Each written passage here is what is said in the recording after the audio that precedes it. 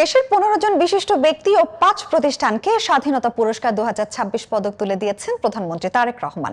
দেশের জাতীয় পর্যায়ে গৌরবোজ্জ্বল ও কৃতিত্বপূর্ণ অবদানের স্বীকৃতি স্বরূপ তাদের এই পদক প্রদান করা হয়। এ নিয়ে বিস্তারিত থাকছে শুরুতেই। জাতীয় পর্যায়ে গৌরবোজ্জ্বল ও কৃতিত্বপূর্ণ অবদানের স্বীকৃতি স্বরূপ দেশের 15 জন বিশিষ্ট ব্যক্তি এবং 5টি প্রতিষ্ঠানকে স্বাধীনতা পুরস্কার 2026 প্রদান করা হয়েছে। বৃহস্পতিবার 16 এপ্রিল বিকেল 4টায় রাজধানীর ওসমানী স্মৃতি মিলনায়তনে মনোনীত ব্যক্তি ও তাদের প্রতিনিধিদের হাতে পুরস্কার তুলে দেন প্রধানমন্ত্রী। পুরস্কারের মধ্যে রয়েছে একটি স্বর্ণ পদক, একটি রেপ্লিকা, সম্মাননাপত্র ও নগদ অর্থ।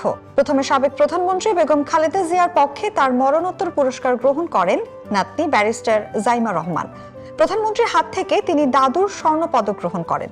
খালেদা জিয়া সহ মরণোত্তর এই সম্মাননা পেয়েছেন 7 জন। এরা হলেন মুক্তিযুদ্ধে অবদানের জন্য মেজর মোহাম্মদ আব্দুল জলিল, সাহিত্যে ডক্টর আশরাফ সিদ্দিকী, সমাজ সেবায় ডক্টর জাফরুল্লাহ চৌধুরী ও মাহিরিন চৌধুরী, সংস্কৃতিতে বশির আহমেদ এবং জনপ্রশাসনে কাজী ফজলুর রহমান। বিজ্ঞান প্রযুক্তিতে পুরস্কার পাওয়া অধ্যাপক ডক্টর জহুরুল করিমের পক্ষে তার ছেলে হারুনুর রশিদ পুরস্কার গ্রহণ করেন। সংস্কৃতিতে এ.কে.এম. হানিফ,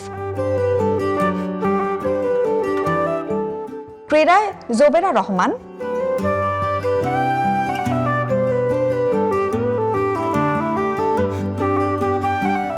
সমাজ সেবায় সাইদুল হক,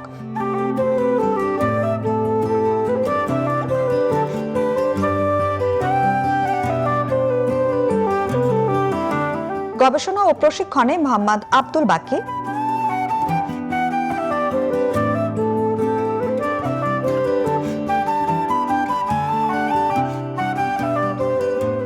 অধ্যাপক ডক্টর এম.এ. রহিম,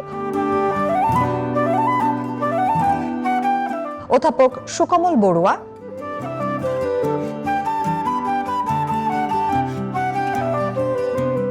এবং পরিবেশ সংরক্ষণে আব্দুল মুকিত মজুমদার,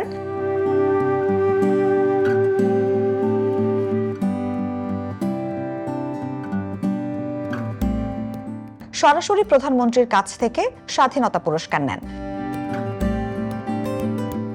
এছাড়া পুরস্কার পাওয়া 5 প্রতিষ্ঠানের পক্ষে প্রতিনিধিরা পুরস্কার গ্রহণ করেন।